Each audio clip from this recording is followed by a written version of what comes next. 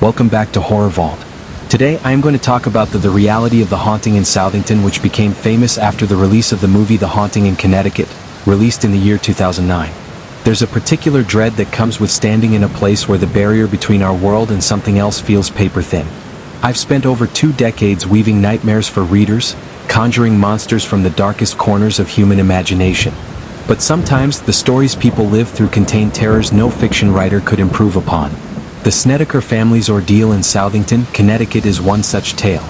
What follows is an account of what the Snedekers claimed happened in their rental home during the early 1980s, a former funeral parlor that would become the centerpiece of paranormal investigation lore and eventually inspire the 2009 movie, The Haunting in Connecticut.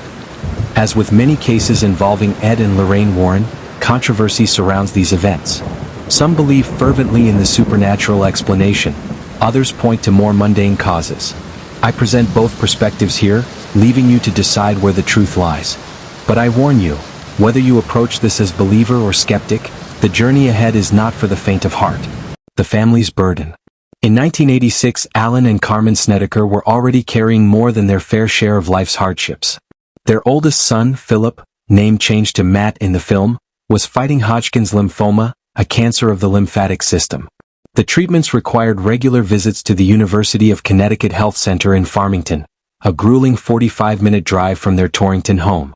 When doctors intensified Philip's treatment regimen, the daily commute became untenable. The Snedekers began searching for a rental home closer to the hospital. Carmen was the first to visit the spacious white duplex in Southington, Connecticut. The rent seemed surprisingly affordable for such a large house, especially given its proximity to the hospital. Perhaps too affordable. "We were desperate," Carmen would later tell interviewers. "We had 4 kids and Philip needed to be close to his treatments. When I found a place big enough for all of us at a price we could actually manage, it felt like divine intervention." Divine intervention. The phrase would later carry a bitter irony. The family moved in June 1986. Their relief at finding suitable accommodations was short-lived. Disturbing discoveries. The Snedekers' first indication that something was amiss came during the initial move-in. While exploring the basement, Alan discovered unusual tools and implements that seemed out of place in a family home, tools that would later be identified as morticians' instruments. Stone basins with drains were built into the floor. Strange stains darkened the concrete. Carmen called the landlord, who matter-of-factly confirmed what the family had begun to suspect. The house had previously served as a funeral parlor. The Hallahan Funeral Home had operated there from the 1920s until the 1970s. The basement, where Philip and his younger brother had chosen to set up their bedroom, had housed the mortuary's preparation room, the very space where bodies were embalmed and made presentable for viewing. Most families might have reconsidered their living situation upon such a discovery. But the Snedekers' options were limited by financial constraints and Philip's medical needs. They stayed. What harm could come from a building's past? Alan reportedly reasoned. The dead can't hurt you. But according to the Snedekers, something in that house begged to differ. The manifestations begin. Philip was the first to report strange occurrences. Initially, family members attributed his claims to side effects of chemotherapy and radiation, treatments known to cause hallucinations in some patients. But soon, others began experiencing unexplainable phenomena. Carmen reported waking to the sensation of being watched. Footsteps echoed through empty hallways. Shadows moved against walls where no one stood. Water faucets turned on by themselves. Tools from the mortuary days, items the family had carefully stored away, reappeared in prominent places throughout the house. The phenomena escalated. The Snedekers claimed to witness full-bodied apparitions of men in dark suits moving silently through rooms. Family members reported being touched, pushed, and even held down by invisible forces. Philip's condition deteriorated, not just physically from his cancer, but mentally as he began exhibiting disturbing behavioral changes. He wasn't himself anymore, Carmen later recounted. Something got into him in that house. Something dark. According to family accounts, Philip began speaking in strange voices, exhibiting knowledge of embalming procedures he couldn't possibly know, and experiencing violent outbursts completely contrary to his nature. The family became convinced that whatever haunted the house had taken a particular interest in their vulnerable son. A house of horrors revealed. As the phenomena intensified, the Snedekers made more disturbing discoveries about their home. While removing wallpaper in one room, they allegedly uncovered funeral tags, toe tags, and pictures of corpses adhered to the walls beneath. Hidden storage spaces yielded more mortuary implements and, most disturbingly, human remains. Small bone fragments apparently overlooked during the building's conversion to a residence. Carmen reported increasingly violent and sexual manifestations targeting the women and girls in the house. She claimed to have been sexually assaulted by invisible entities on multiple occasions, attacks that left physical marks. The family's teenage niece, who had come to live with them, reported similar assaults. This wasn't just a haunting, Carmen would later tell investigators. This was something demonic. Desperate for intervention, the family turned to their priest. After visiting the home, he allegedly advised them to contact people with expertise in demonic phenomena. This led them to Ed and Lorraine Warren, self-described demonologists who had gained notoriety through their involvement in the Amityville horror case several years earlier. The Warrens arrived. Ed and Lorraine Warren visited the Snedeker home in 1988. According to their accounts, they immediately sensed a powerful negative presence. Lorraine Warren, who claimed clairvoyant abilities, reported seeing dark entities throughout the house, particularly in the basement. This was one of the most compelling cases of demonic oppression we've encountered, Ed Warren would later state in interviews. The entities in this house were not simply spirits of the deceased. They were demonic in nature, drawn to the location by the activities that had taken place there. The handling of dead bodies, the removal of blood, the chemicals used in embalming. The Warrens assembled a team that included a Catholic priest and conducted what they described as a series of exorcisms and cleansings of the property. They claimed that during these rituals, objects moved violently about the room, unseen forces attacked participants, and disembodied voices threatened them. According to the Warrens' account, they identified 4 main entities in the house, a master demon and 3 lesser spirits under its control. They claimed these entities had been attracted to the funeral home due to its association with death and had remained to prey upon the living, particularly Philip, whose weakened physical state made him vulnerable to possession. The case became a centerpiece of the Warrens' lecture circuit and would eventually form the basis for the book, In a Dark Place, co-authored with horror writer Ray Garton and published in 1992. The Skeptical Perspective. While the Snedekers story and the Warrens' investigation generated significant publicity, skeptics offered alternative explanations for the phenomena.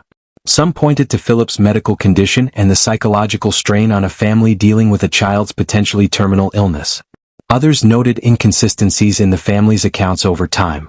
Perhaps most damaging to the supernatural narrative was a later statement by Ray Garton, who helped write the book about the case. In interviews years after publication, Garton expressed doubts about the veracity of the Snedekers' claims. "I interviewed the family extensively," Garton reportedly said. "When I found contradictions in their stories, I went to Ed Warren and asked how to handle it. He told me, they're crazy. Make it up and make it scary." Neighbors who lived near the house during the Snedekers' residency reported no unusual occurrences. Previous and subsequent tenants claimed no paranormal experiences. Some investigators suggested that the combination of stress, a sick child, and the suggestive power of discovering the home's history as a funeral parlor created a perfect psychological storm for the family to interpret ordinary occurrences as supernatural. The aftermath. The Snedekers stayed in the house for approximately 2 years before moving out. Philip's cancer eventually went into remission, though he would face additional health challenges later in life. After leaving the house, the family claimed the phenomena ceased, supporting their belief that the haunting was tied to the location rather than to them personally. The publicity surrounding the case led to books, television segments, and eventually, the 2009 film, The Haunting in Connecticut. The movie took significant creative liberties with the already controversial case, adding fictional elements like seances and hidden body parts in walls, embellishments not part of the original claims. The house itself remains standing in Southington, Connecticut. Subsequent residents have reported no paranormal activity, and the property has faded into relative obscurity despite its brief fame, just another New England home with a complicated past. Examining the evidence. What actually happened in the Southington house? The evidence remains frustratingly inconclusive. No scientific investigation ever documented the phenomena described by the family. The Warrens' investigation methods have been widely criticized by skeptics as pseudoscientific at best and deliberately misleading at worst. Yet something clearly traumatized the Snedeker family. Whether supernatural forces or the psychological pressure of caring for a critically ill child in a home with a disturbing history, their fear was genuine. The case raises profound questions about the human capacity to perceive threats in ambiguous circumstances and about the thin line between psychological and supposedly supernatural experiences. The former funeral home presents us with the most enduring kind of ghost story. One where the ultimate truth remains elusive, where certainty dissipates like mist when approached directly, leaving only competing narratives and the unsettling possibility that any explanation, whether skeptical or supernatural, fails to capture the full reality of what occurred. The lasting impact. Despite controversies surrounding its authenticity, the Snedeker case has left an indelible mark on American paranormal lore. The story exemplifies how personal trauma, historical context, and religious beliefs intersect to create narratives that defy simple explanation.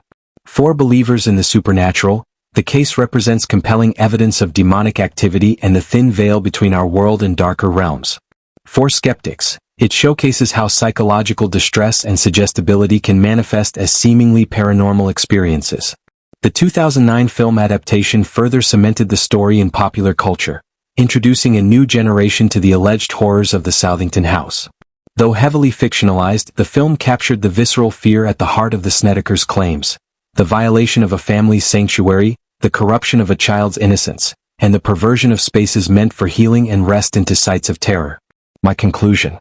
As someone who has spent decades crafting horror fiction, I find the most unsettling aspects of the Snedeker case lie not in the claims of floating apparitions or demonic assaults, but in the more mundane horrors. A family trapped by financial circumstances in a place that terrified them. A desperately ill child whose suffering was compounded by psychological torment. The transformation of a home, that most sacred of spaces, into a place of dread. Whether you believe the Snedekers' experiences stemmed from supernatural entities or from the all-too-human capacity to manifest our deepest fears in times of stress, their story reminds us of our vulnerability. We are all, at some point, at the mercy of forces beyond our control, whether those forces emanate from beyond the grave or from the darkest recesses of our own minds. The true horror of the Snedeker case may lie not in determining whether demons stalked the halls of their Southington home, but in recognizing that sometimes, the line between external and internal hauntings blurs beyond recognition. In that ambiguous territory, where belief and skepticism, fact and perception collide, we find the most profound kind of fear. The fear that reality itself might be more malleable, more mysterious, and more menacing than we dare acknowledge. The house in Southington stands to this day. Whatever happened within its walls, whatever truth lies buried beneath layers of claim and counterclaim remains, like so many of the bodies once prepared in its basement, something that refuses to stay properly buried. And that's the end of this video. If you like watching such true horror stories, then do like, share and subscribe to Horror Vault channel. I will see you in the next video with another interesting horror story from the past.